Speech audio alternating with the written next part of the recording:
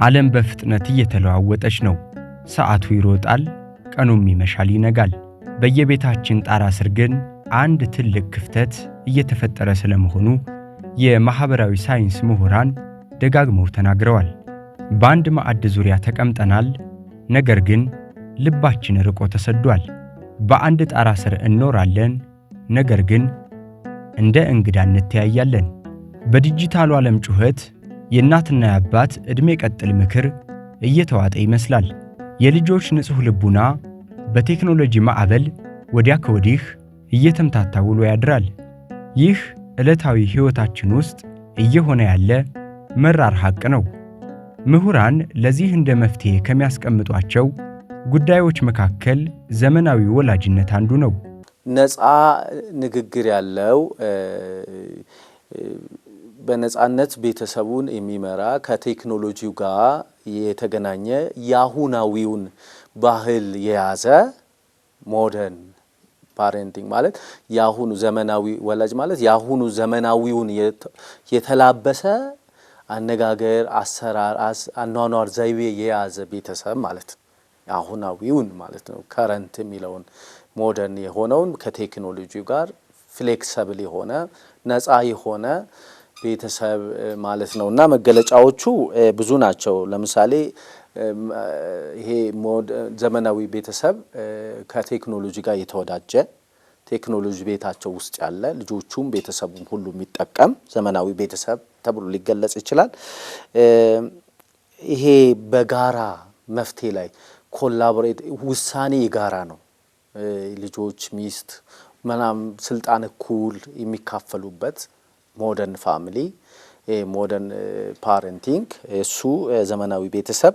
እንደገና ቻይልድ ሴንተር አፕሮች ያላቸው ልጆች ማዕከል ያደረገ እንጂ አባት እናት የሚለውን ያልሆነ ሞደርን የሚባለው ቻይልድ ሴንተር አፕሮች የሆነ ልጆችን ማዕከል ያደረገ እና ልጆች ራሳቸውን ስልጣን ያላቸው ራሳቸውን የሚችሉ ብዙ ነገር ማድረግ የሚችሉ እንደገና ነፃ የሆነ እንደ ሁኔታው እንደ ዘመኑ ተለዋዋጭ የሆነ ዘዴ አኗኗር ዘይቤ የያዙ እና ሆነ ታዛዥ ምናምን ሳይሆን እንደ የሁኔታው እንግዲህ ይሄ ዘመናዊ የሆነ ቤተሰብ ሲሆን ባህላዊውን ደግሞ በትንሹ ስናነጻጽር ባህላዊው እንግዲህ አንድ አካባቢ የሚኖር ሃይራርኪ እንትን የሚጠብቅ በትእዛዝ የሚኖር ከሌላው ማለት ነው።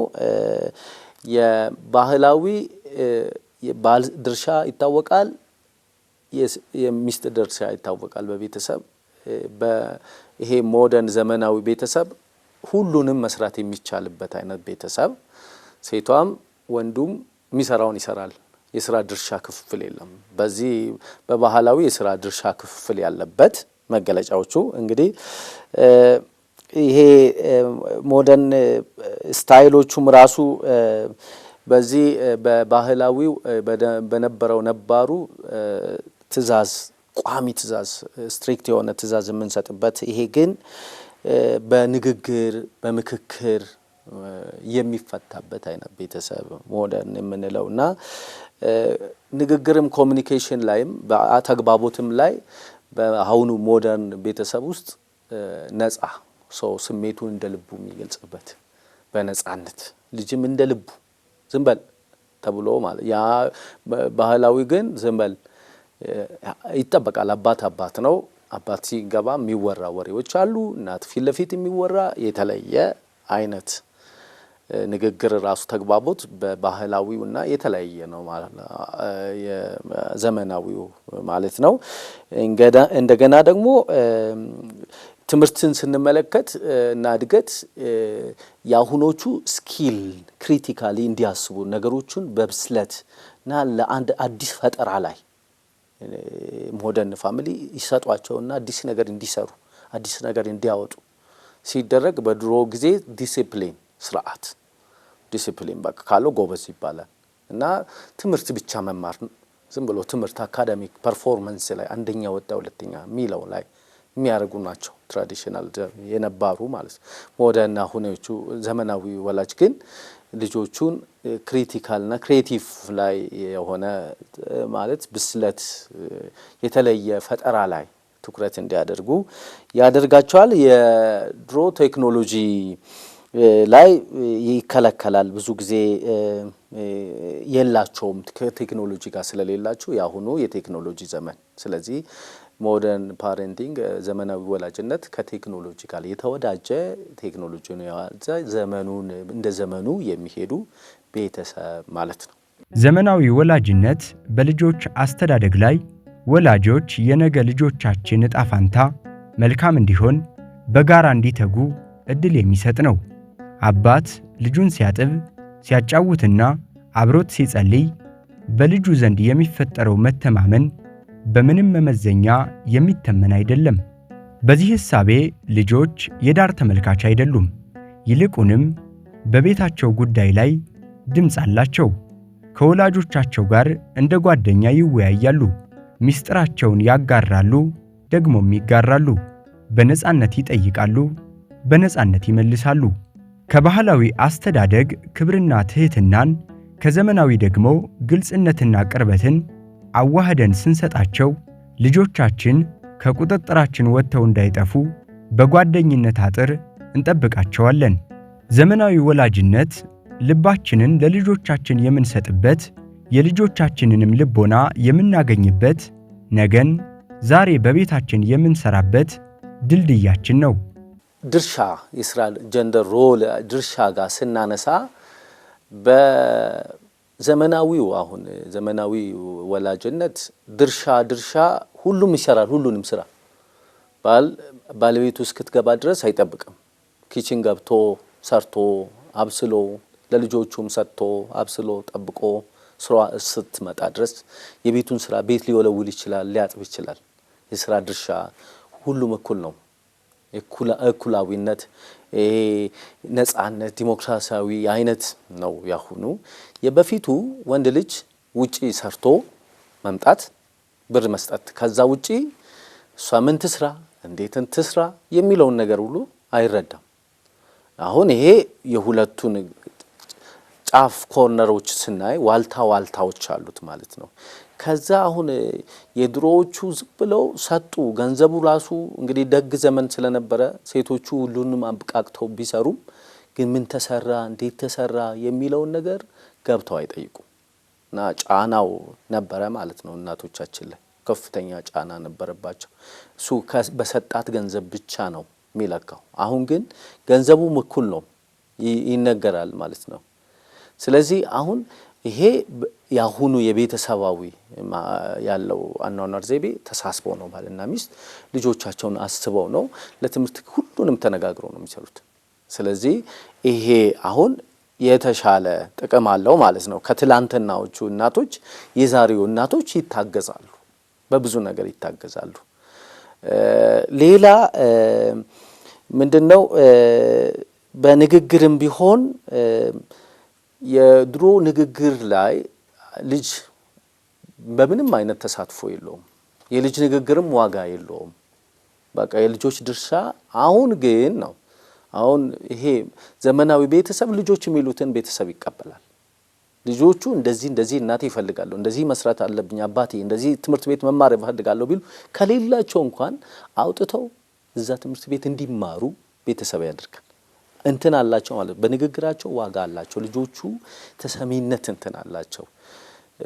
ስለዚህ ይሄ ድርሻ አለ። አሁን በዘመናዊነት ይሄ ተግባቦቱ ላይ ልጆቹ በነጻነት እንዲያወሩ ስሜታቸውን እንዲገልጹ ማድረግ የዘመናዊነቱ በጣም የተሻለ ነው ካለፉቱ ማለት ነው። እና ተግባቦት ላይ ያሁኖቹ ይበልጣሉ። በጣም ምግባባሉ። ነገ ምን መሆን እንዳለባቸው ያውቃሉ። ሀሳባቸውን በነጻነት ይገልጻሉ። ይሄ ባለፉቱ የተጎዱት ከአሁኑ ቤተሰብ የሚያገኙት ናቸው ማለት ነው። ሌላው ግን ኖርም ይሄ የማህበራዊ እሴቶች ግን አሁን እንትን ነው እኩል ከመሆኑ የተነሳ ማለት ነው። እኩልነቱ ምን አመጣ? የአባትና የእናትን የልጆችን ድርሻ ልዩነት ጠፋ መሀል ላይ ማለት ነው። ያሁን ችግር ሆነ ማለት ነው። የድሮውን የምናደንቅበት አንዱ የአባት የእናት ድርሻ ባለበት ሆኖ የተግባቦቱ ክፍተት ቢኖርም የከበሬታው ቦታ እንዳለ ለዚህኛው ይሰጣል ማለት ነው እና አሁን እሱ ደምዝዟል በይሄ ዘመናዊነት ባመጣው የወላጅነት ነፃ የሚለው ነገር ልጆች መታዘዝን ብዙ ነገሮችን የሚያልፉበት አይነትም አለ ማለት ነው። ስለዚህ አሁን ምንድነው ስንለየው እዚህ ጋር ያለው ተግባቦት ክፍተት ምንድነው ለአሁኑ ጫና አሁን ማክበር የሚለውን የቤተሰብ የወላጅነትን ከፍታ የነበረበትን አጣን። እንደገና ደግሞ ኢትዮጵያዊ ባህልነትም አለ። አሁን እኛ እንደ ሀገር እኛ መምሰል ያለብን ከለር አለን። አሜሪካ መሆን አንችልም። እንደ አሜሪካ የልጆች መብት ነጻነት እንደ አውሮፓ ሊሆን አይችልም። እኛ ጋር የሆነ የራሱ የሆነ ከለር ይሄው መልክ አለውና የአባት የልጅ ድርሻ ዘመናዊነትን ግን ይዘን እንዴት ማሻገር እንዳለብን የሚለው ትልቁ ዋጋ ሊኖረው ይገባል ብዬ አስባለሁ። ምንድነው ጥቅሞቹ እንግዲህ ከነበሩት ካለፉቱ ብዙ ነገሮችን እንማራለን። ካሁንም ብዙ ነገሮችን እንማራለን። ዘመናዊ ወላጅነት ውስጥ ልብ ልንለው የሚገባ ቁም ነገር አለ። ልጆቻችንን እንደ ጓደኛ ስንቀርባቸው አባትነታችንና እናትነታችን ሊረሳ አይገባም። ዘመናዊ ወላጅነት ማለት ልጆች የፈለጉትን እንዲያደርጉ መፍቀድ ሳይሆን የሚጠቅማቸውን እንዲመርጡ በጥበብ መምራት ነው። ጓደኛ መሆን ማለት የክብርን ድንበር ማፍረስ አይደለም። በቤታችን ውስጥ የምንሰጠው ነፃነት በስነ ምግባር የታጠረ በባህላዊ እሴቶቻችን የታሸገ ሊሆን ይገባል። ዘመናዊነትን ስንቀበል እነዚህን የወርቅ ክሮች ልንበጥሳቸው አይገባም። ይልቁንም በባህላዊው መሰረት ላይ ዘመናዊውን ግንባታ እንገነባለን እንጂ።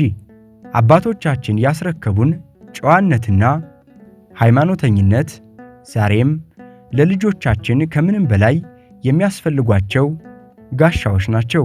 ከልክ ያለፈ ዘመናዊነት ማንነትን ያጠፋል። ከልክ ያለፈ ጥብቅነት ደግሞ ግንኙነትን ያሻክራል። ጥበቡ ያለው መካከለኛው መንገድ ላይ ነው ይሉናል በማህበረሰብ ሳይንስ ምርምር ያደረጉ ምሁራን። እኛ ምን አደረግነው? በአንዴ ዘመናዊነትን ስንቀበል የነበረንን እሴቶች ይዘን እሱን እያዳበርን መጓዝ ስንችል የነበረንን እሴት ልዩ ቱባ እሴቶችን አፍርሰን በአዲስ ስለዚህ ስነ ምግባር ከትምህርት ቤት ሲጀምር አስተማሪን የማክበር ጓደኛን ክፍል ውስጥ የማክበር ቤት ውስጥ እናት አባትን የማክበር ይሄ እንግዲህ ቤተክርስቲያን ብዙ ልትሰራበት ይገባል ብዬ ማስባለሁ። እኛም ያው ስራው ድርሻም ስላለብን የስነ ምግባር ስብራት በአሁኑ ሰዓት በጣም ገጥሞታል። ይሄ ዘመናዊነት የወሰደው ጥቅሙ እያለ ጥቅሙን ግን በሌላ ነገር አደረግ ነው። የኛ ሴትና መልክ እንዳልኩ እሱን በመጠቀም ወደ ሌላ መውሰድ ስንችል ማለት ነው። ምንድነው ማለት ትምህርት ቤት ራሱ እኔ አንድ አስተማሪ ማየው ድሮ የነበረ ልጆች የሚሸሹ አንተ ስትገባ የሚነሱልህ ገብተህ ቁጭ በሉ ልጆች ብለ ጣፍቷል። አሁን በቃ ልጆች የፈለጉትን ጥያቄ መጠየቅ ይችላሉ፣ ግን እንደ ድሮም ጥያቄ አይጠይቁም። ቢሆንም ግን ቢፈቀድላቸውም በተዛባ መልኩ ነው የተረዱን። በተዛባ መልኩ ተረድተውናል። ስነ ምግባር አሁን እንግዲህ አንድ ሽማግሌ እኛው ከተማችን ላይ እንኳን ሽማግሌ መቀመጫ አጥቶ ቆሞ እያየህ አንተ ስልክህ ላይ ቁጭ ብለህ ምንም እያያቸው ለማየትም ፍላጎት ሳታሳይ ይሄ ምን አይነት ስነ ምግባር ነው ታዲያ? እግሩን ጥፍጥፍ አድርጎ ምንም አይሰማውም ራሱ እንትን እንደ ትልቅ ምናምን። አሁን እኛ ጋር የነበረው ታላቅን የማክበር አባትን የማክበር አስተማሪህን የማክበር ምናምኑ ጥያቄ ምልክት ውስጥ ገፍቷል። ይሄንን ያመጣው ደግሞ ዘመናዊነትን በጥቅሙ ሳይሆን በሌላ አይነት በመረዳታችን በጥንቃቄ ባለመያዛችን ዘመናዊነት ራሱ አንወጣም። ከዚህ በኋላ ከዘመናዊነት ነፃ አይደለንም። የግዴታ አንድ ባህር አንድ ዓለም ነን ያለን። ሞደርናይዜሽን የግሎባላይዜሽን አንድ ዓለም ውስጥ ነን። አንድ ዓለም ውስጥ ስትንቀሳቀስ ራስህን ቱባ ሴት ይዘህ ዓለምን አምጥተህ ማዘመን አባቶቻችን እንደሚሉት ማለት ነው። ሃይማኖት እንደ አባቶቻችን ስርዓቱ ሁኔታው እንደ ዘመናችን እንዳሉት ማለት ነው። ስለዚህ ይሄ ምን ይመስላል? ምናልባትም አንድ አሁን የጠፋብን አንድ እንትን ይሄ